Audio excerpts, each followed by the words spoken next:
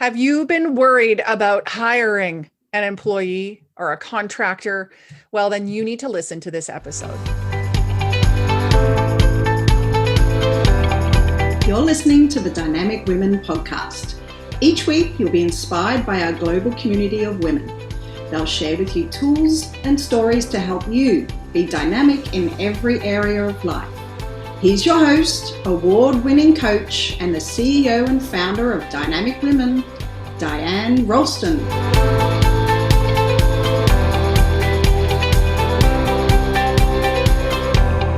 Hello, lovely dynamic women, and welcome to the Dynamic Women podcast. I am JoAnne Marlow, your host, and I have the lovely JoAnne Marlow here with us today. Hi, JoAnne. Hi, Diane. Hi. Today, we're going to talk about how to attract, hire, and retain, key piece, and retain your best talent and save you money, lots of money. This is exciting. So exciting. So let me tell you a little bit more about JoAnne so you know, well, why should we listen? And what does she know? She knows a lot of stuff. And I actually personally know JoAnne. We are both on the board of CAPS BC.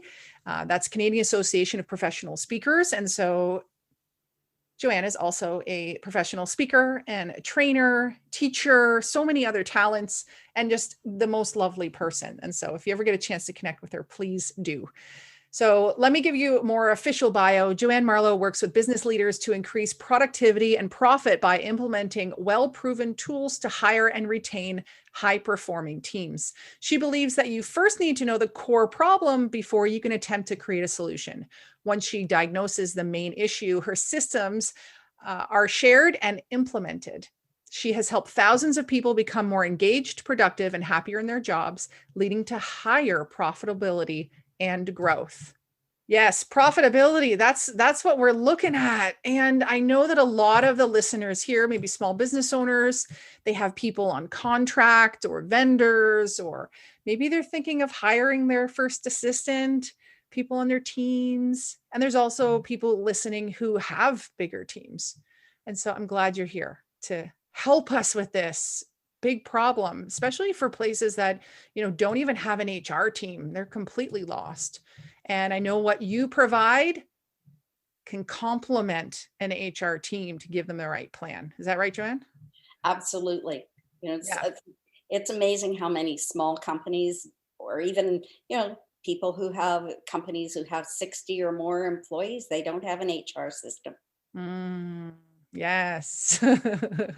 Not good, but sometimes people don't have the funds to do it. But as I'm hearing from what I've learned from you already in our previous talks is you can't afford not to, because hiring costs a lot of money, and retaining, if you have to keep retraining people.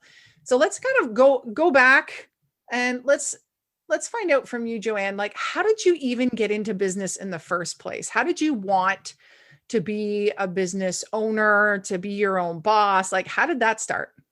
Well, we've got to go way back into history here. Well, we could go there. When I was a teenager, I was introduced to a program for teens called Junior Achievement. Oh. And it's sponsored by big businesses. And where teenagers, sort of 14 to 18, run their own businesses. And so my first position was treasurer, and I thought, okay, don't much like to do numbers and figures and that kind of stuff. Yeah. And then following that, I was president of the companies that I belonged to, and got very involved in leading the group and selling. And by the time I was 18, I had won every provincial award there was, and Wow. competed nationally, and became the first president of Junior Achievement of Canada. So that really got me on the ball of, I want to learn more about business. And so when I went to university, that I studied economics and commerce, and found that there was no equality for women. They asked stupid questions like, so do you have a boyfriend? Are you getting married soon? And I thought, what? So I thought, I don't want to be along with businesses like that. And wrong values.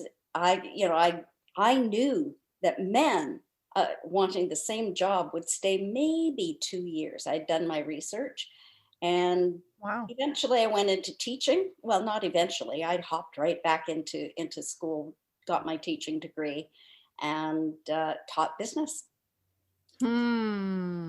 Yeah. So you came from, it's funny to actually like, you had business knowledge and experience before you even learned about business and went to school for it. That's really cool. That usually doesn't happen, that kids, high school kids. And now it's funny, I also did junior achievement through high school. I loved it. When I started a business and moved to BC, I looked for the junior achievement program. And so if you're listening to this and you know that there's like someone is running a junior achievement program, tell me so we can promote it, because it is fantastic. Yeah. And so is that where you realize like, I love business? Yes. But what I learned more than anything, like when you're taking, a ton of courses, there's some you excel at and others you don't. So, accounting, well, I have an accountant now.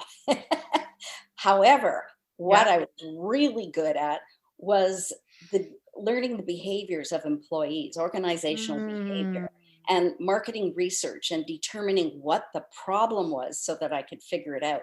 And those are the kinds of courses I really excelled at. And I still use those today in my model that I'm using in my own business. That's awesome. Yeah. Yeah, I love it. And so with this being your passion, how do you now bring that in to help businesses and employees find their perfect career match? Well, that's a good question. First of all, I want to address that one of the biggest problems, probably globally, is retention. People will hire people and they'll stay for a while and then they leave. It's almost like, okay, well, I've dipped my toe in that water. Ugh, too cold, and out they go. Or some might stay for 2 years. But typically, if an employer expects their employee to stay more than 2 years, they're out to lunch. Wow. They are really probably a boomer who says, well, my father stayed in a job for his whole life. Yeah, that doesn't happen anymore. Why doesn't it happen anymore? Well, there's a lot of reasons. That's a good question. Number one, life is changing so quickly. Technology has just taken over. Yeah. And so there's new things to learn all the time. But one of the biggest causes for people to leave is poor management. And, we've got 5 generations working in the workplace right now, and they all have different beliefs about work.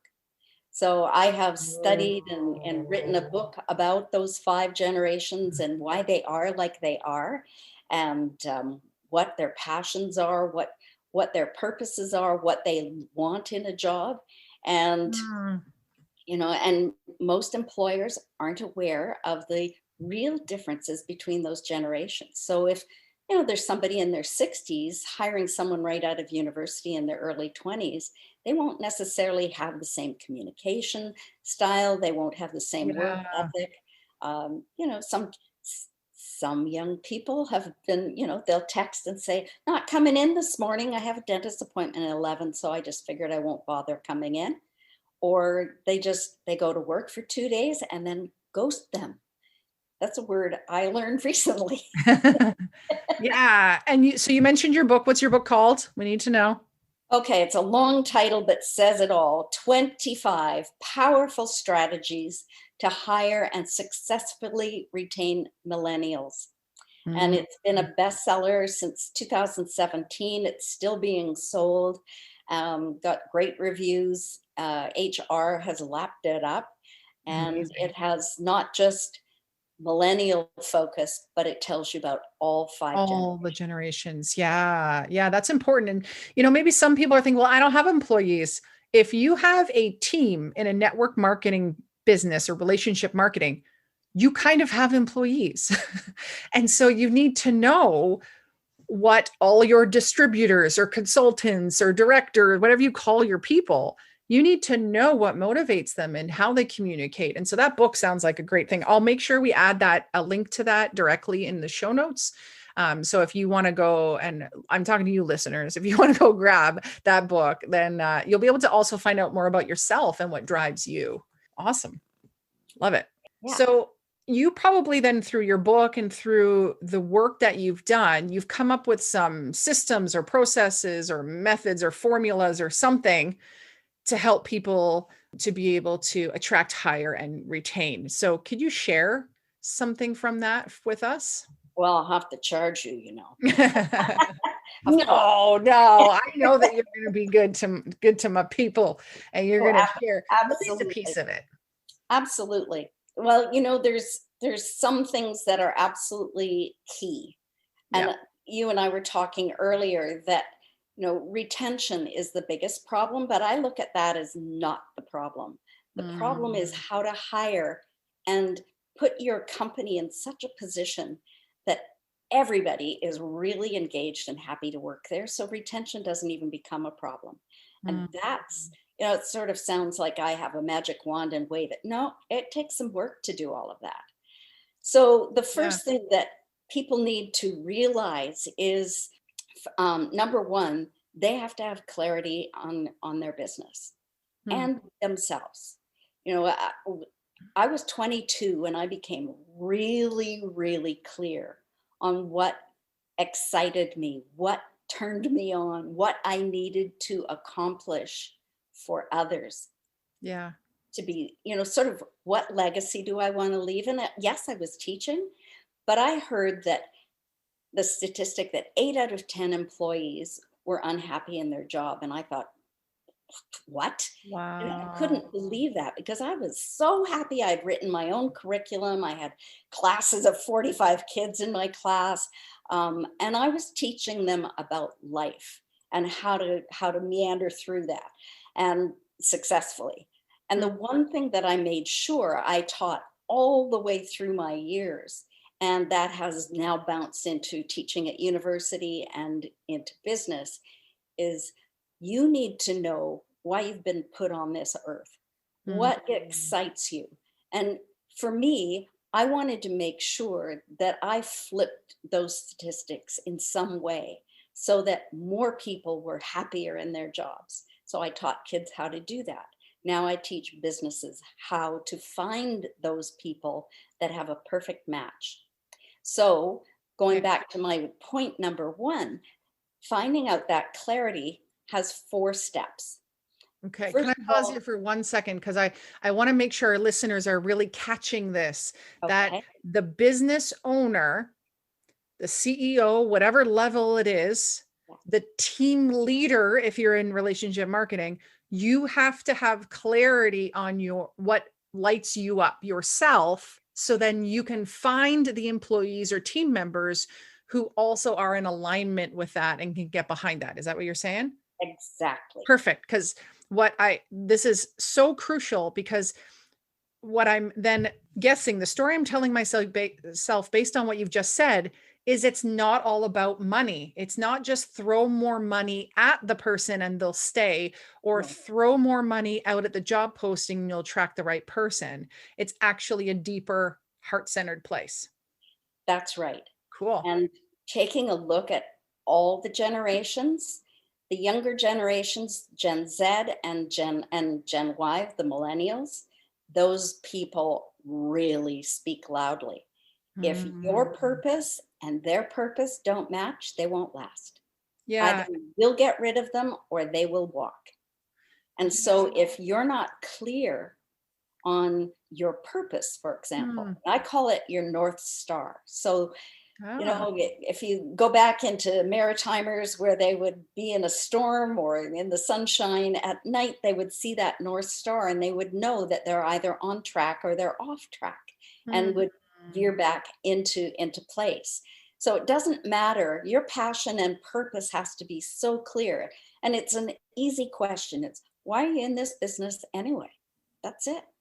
What do you hope to achieve? I guess it also, when you look at some of the companies that have I guess a philanthropic aspect to them, like Tom's Shoes. I don't want to get in trouble by anybody, but it's not like they're known for how great their shoes are. They're known for how they give back, right? They give a pair of shoes to someone in need. So I guess that's also how you can bring, when you get really clear on what you're passionate about in the world. It's not even just I'm passionate about shoes. I'm passionate about supporting people to have shoes on their feet. So that's cool. Okay. So what else do you want to share with us about that? Yeah. And if people aren't familiar with Simon Sinek's book, Know Your Why, I highly recommend you either listen to it or purchase and read it over and over and over again. Because you'll have these little moments of, oh my gosh, I didn't even know that about me. But that will really help you to determine your passion and your purpose. So once you know exactly what you want to achieve in your life, you won't veer off. You won't say, oh, look, a squirrel. You'll go back and say, got to go back on track. This is my purpose. This is my why. And then the second thing a business person needs to do, and this covers a whole lot, but we don't have time for that. Yeah. But just you want to take a really good look at what behaviors do I want to demonstrate and all of my employees to demonstrate. So a lot of employers or leaders, managers who do the hiring, and it can be everybody. I know a group of physicians who they do their hiring themselves at $350 an hour. I mean, what a waste of time. I could do that in a flash, but it takes between 20 and 30 hours to find one good candidate for a company. So I just want to make sure our listeners are catching this. Just because you think you can do a job doesn't mean that you should. And so you're saying $350 an hour is because that's what a physician can make when they're actually treating patients. And so for you to come in and do this, you're not only going to do it at a more efficient pricing, right? But also more efficient in time and the best candidate because of the expertise that you have. Yeah. So it's worth it. Well, I've been told. I save companies a lot of money just because I've already designed the right questions that need to be asked. Even the applicants say, well, nobody's ever asked me that question before. So I look at behaviors. I have them tell me stories that show me what kind of behavior they have during a particular case study or a question. And then I determine, based on what I know about the company or what the employer knows about their own company, will this kind of behavior match what is important to me, meaning themselves. So if the employer knows that they want the behavior to be kind and respectful to everyone, or that they follow through. Behaviors are sort of like an iceberg. Most employers will say, okay, here's your experience. You've got some accounting, you've done this, you've done that. That's good. When can you start? And that doesn't work. Because most of the behaviors, like what happens if they have a conflict with another employee? What happens if they have a conflict with a manager? They will spend 15 hours on average talking about their boss with another employee. Can you afford that amount of waste of time during work hours that you're paying for while they complain about you? I hope your answer is no. Yeah. So, that's really surprising. 15 hours complaining. That's a lot. And so it's worth putting the time into writing the right job posting to get people who are in alignment with your behaviors, your values, how you view the world, your perspectives and such, because that's going to create the culture of the company is what I'm hearing you say. Yeah. Yeah, absolutely. In fact, you beat me to it. So sorry. No, the first is find your purpose, your why. The other is know what behaviors you want people to demonstrate. Definitely what values do you want, not just you, but all your management team and then all of your employees to share with you. And then you have a vision. So by having those values and that vision, that equals culture. And Okay. that's what builds the culture. And by having that culture based on those 4 principles, you will find that everybody is enjoying their job. They're more engaged because they believe in your vision. They believe in the same values you do. You're aligned. Yeah. And you've asked them the right questions during the interview to be able to determine, are you the right person for us or not? Yeah. And so I see this as like a recipe. You really need to know that you have the right ingredients in the beginning, because you can't make chocolate chip cookies with broccoli or, right? Or with pork. Uh, And so it's much easier to hire right in the beginning, to attract the right people, to interview in the right way, to ask the right questions, to get the right stories, to know that you're hiring the right person for their personality and their belief system, so that they're in alignment with you and create the right culture. Because to go backwards and try to fix the culture, and you have to actually try to remake the people, and you can't. And I guess that's where either the employee says, forget it, I'm out of here, I'm sick of it, or they cause enough trouble that the employer has to say, sorry, we're letting you go. That's right. And even along with that, my adage is hire slowly and Yeah. fire quickly.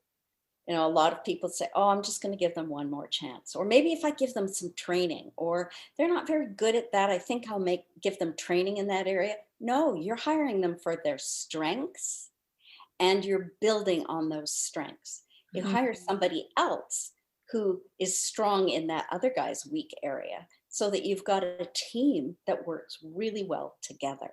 And you're all aiming for the same purpose, the same values, the same vision. And that's what creates that retention, and because of the good culture. Yeah. Yeah. And that also made me just think, I was listening to a session, a class or something, whatever you can call it, a training about how to get on a board. And it was talking about, when a board member leaves, they're always looking for kind of what void is left based on that person's skill set and such. But I'm also seeing now, not just big companies, small companies, and people with a team, but also boards really need to look at what is the purpose of the main person running the board, and the why and the value system of everyone. So Yeah. it's used in so many different places. Well, that's right. I mean, even if you're a solopreneur and you're looking for a graphic designer to do your website, there has to be that continuity between, they understand your purpose. They appreciate the behaviors that you want Mm, to. They have to take that and put it into their design and the words they use. If they don't yeah. understand it because you don't know where you're going in your business, you're going to have a real problem. And your website's going to be way too wordy compared to, putting it succinctly. This is my purpose. This Yeah. is what we're looking for. And this is how I can help you. Hmm. Okay. Yeah. So you've wrapped up then now the kind of 4-step model there?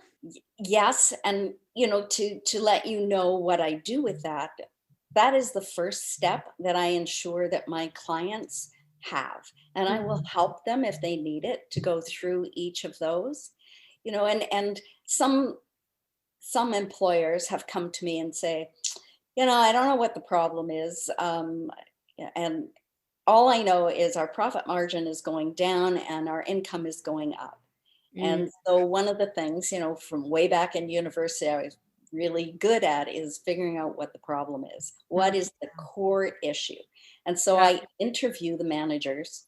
And being a certified life coach, everything is confidential. Everything that I build trust and good rapport with people, and they tell me everything. And they know that the owner of the company will know nothing other than some employees are concerned about blah.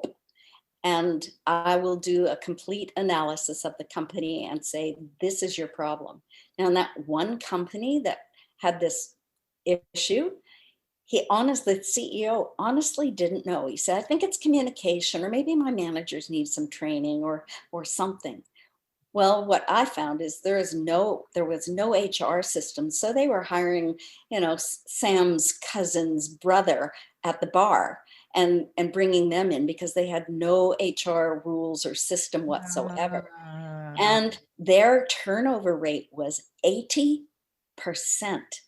Wow. And it was costing $250,000 a year. Wow. And he had no idea. And most employers don't know how much that's costing them. And they were ready to pump money into more training, potentially come down hard on the wrong people for the wrong reason. And it's just going to cause more turnover. Wow. So it's good that you can get to the heart of it. Yeah. So finding out the core issue, I mean, truly, if you don't know what the real core issue is, you're trying to solve the wrong problem. Yeah. But once you know exactly what the problem is, solving it is a snap. And then, if companies who are listening are bigger, maybe 5 or more employees, basically I can go through, if they want to, a series of, okay, there's the problem. And then I'll say, here's how we're going to fix it. And I train the managers on the new protocol, get them all with the purpose, the behaviors, the values, the visions, all that kind of stuff. And then we actually implement the changes. So it truly is change management in some cases. Yeah. But what happens is it takes a company that doesn't know why they're losing people, and it creates a whole different approach to running a company where retention is no longer an issue. Yeah, because you could think, in seeing the title of this, attract and hire and retain, that it's about, well, ask the right questions and post in the right places, and this is how you write the job posting, and this is how you. But it's less about that, and it's more about the core and the foundation. And so this is how I'm seeing that. How you approach it, your business model can really help businesses of all sizes, or boards, or a network marketing team, relationship marketing team. You can really help all of them. Is there any other pieces that we've missed around how you help businesses of all sizes? Well, when you mentioned, asking the right questions and that kind of thing, that is part of it, because I'm certified in competency-based management, and I'm not going to go into detail. A lot of businesses may not even be familiar with what competencies are. They think they do, but they may not. And it involves all of those behaviors, those values, that kind of thing. And so knowing how to word that job description, knowing what questions to ask and how to get that out, I'm able to help the company develop the competencies for the management team, for each employee. And if they're a big company, I have an affiliation with a company in Ottawa that does it through AI. And cool. I'll leave that to them, because they have been in business for 30 years and know all the competencies required for pretty well every job that exists. Oh, wow. Yeah. That saves a lot of time. Yeah. Wow. Oh, it's quite amazing. It's quite amazing. And I've had lots of conversations with them and stuff. But, smaller companies, I can do that too. Yeah. I've been trained. So that's exciting. There's just no room for error anymore. Yeah. And then your management team is no longer the problem. Like most people, 61% of people leave a company because of their boss, whoever that might be. Well, to wipe that out is huge, because then you've got managers who are really doing what they love to do, not what they've been promoted to do. Yes, exactly. And when you're in alignment with what you're meant to do in your core competencies and your zone of genius and all that, you are happier and more energetic and can do more and do better. That's right. So, yeah. So we've covered a lot of ground today, and I want to kind of wrap up with this one question here. It might be a big question, I don't know, but what's the most critical step in your opinion, that all businesses and employees need so that they can engage and be productive in their business or their career? That's a great question. So how I'm going to answer that is, many business owners or people who are thinking of starting again, even through COVID, it has been a real Doozy. yeah, doozy, yes. Roller coaster. Yeah. Yes. Pivot is a big word, that is overused, but boy,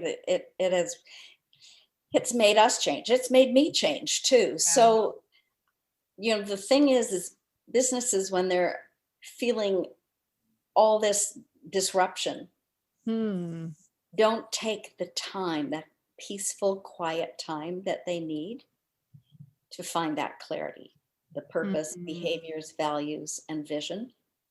And so, I've even escaped. I've gone up to Whistler for a week and redefined who I am and why, and who I want to be involved with. And it doesn't matter whether it's, like you've mentioned, it doesn't matter if you're a solopreneur.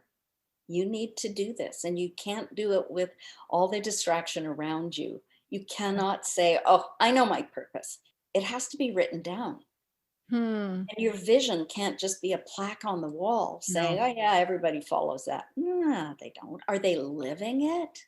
Yeah. Are they proving to you? Are they accountable in saying, this is an example of how I make that vision happen? Because that's competencies. Yes. And taking the time to find that clarity, absolutely number one. And so it's not even just that the company follows the vision. That's how you get the right people. So you actually need to make it a living piece of your hiring cycle, or hopefully hire once and be done. Well, yeah. And, think too of succession planning. If everybody has the same belief and it's filtered from the top all the way through, and that the person who is maybe the maintenance worker has the same vision or is working because of your vision that they agree with, they can move up the company. And all they need to do is make sure that the training involves the skills that they're strong in, and you can move them into the right place. I can't tell you how much money can be saved by you doing. Wow. Yes. Yes. Well, a lot of eye-opening piece. I've heard, you speak and talk about different pieces of this, and I took a bunch of stuff away, and I'm sure my audience has as well. So thank you. Now, if I know you have a gift from a people. So what can they go to your website and grab? For sure, I invite you to have a free consult with me, and I will gift you a half an hour of my time to help you determine if there is an issue that you need to have resolved. And I can guarantee you will go away with some actionable items based on what we discuss. And also, you can go into my website and download a written piece, and it's called 3 Unspoken Reasons Why Your Best Employees Leave. There are lots of reasons, but these are the 3 critical ones. And by you knowing ahead of time, you will be able to do something before those people leave. And sometimes it's just a matter of doing a weekly check-in. Hey, how's it going? What are you doing? How's that report coming along? Do you need any help? And how long does that take? Maybe 1 minute. And if that's one way of you keeping track and creating a relationship with them, and just they know that you care, because most people will leave because they don't feel appreciated or feel that their boss even cares about them. Yes, yes. And it might not even be them seeking to leave. It might be a headhunter that comes and pulls them away. Ooh, so yes. Okay. Well, you've been super generous. So what's your website so people can go grab that? It'll also be in the show notes, but just to make sure that they hear it from you as well. Great. Well, it's pretty easy. It's JoAnneMarlow.com. Perfect. Perfect. So go over there and get that, whether you want to like keep people on the pack with you at your school or on your team or whatever it may be, or even like customers, this can help. I know it can. So go and grab that from JoAnne's website. And hey, if you can get an hour with this amazing expert at this, take it. Now, this is probably best for those who are like have 5+ employees. But if you do see that there'd be some huge value in you talking with JoAnne and potentially like getting her to support you in some of the work that you're doing, then reach out. And how do they reach out to you to get that time with you?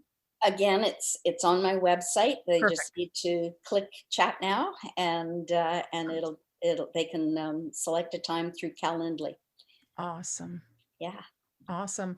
And every time I have someone book a time with me to have a chat about something, I always encourage you book a full hour in your own calendar so that when you have that spark, that great idea, you have some time to mark it down, write it down. And sometimes the conversation ends up going longer. And so just give yourself that extra time. So JoAnne, thank you. It's so cool to kind of hear your journey from junior achievement to and making your own business to supporting businesses, not just the business, but the employees to be in a career and in a place, in an environment. We spend so much time there. And so the work you're doing is just making people happier. And that is what I want. I want people to choose a career and know that it serves a purpose in their heart and uses their strengths. And I help people even figure out what kind of career. So, I'm mentoring a lot of students at university who are not knowing what to do. And money is flying out of parents' pockets in university courses. One kid wanted to be a nuclear physicist. And then as soon as he graduated, he said, I think I want to be a youth counselor. And back to university. Oh, goodness. Yeah. So I can save companies, business leaders, parents so much money. And I do that through my mentoring or my coaching as well. So it fulfills me to see my clients succeed. That is what I want. Oh, that's so awesome. Well, thank you for being so generous with your time with us and generous in the world with your expertise. And so the best reward that you as a listener can do right now, the best gift that you can give would be to make a comment, do a review, talk about what you thought of this episode, and hit subscribe so that you don't miss out on future episodes where I interview really great dynamic women that are in the world. That's what I really aim to do is just find the cream, the women that are going to bring it and say it and share it and give you some tangible tips. So thank you so much for being a listener. And thank you, JoAnne, for your time today again. Thank you for your Great. Thank you. Yes. And for all of you out there, make sure you stay dynamic. See you next time. Bye. Thank you, Dynamic Women, for joining us today. Please hop on over to iTunes to subscribe and leave us a review. Who do you know who needs to hear our message? We'd love it if you'd share our channel with your friends and family. If you're ready to be more dynamic, have more balance and more success, head over to www.dynamicwomenclub.com/free gift for your Key to Success book. Stay dynamic.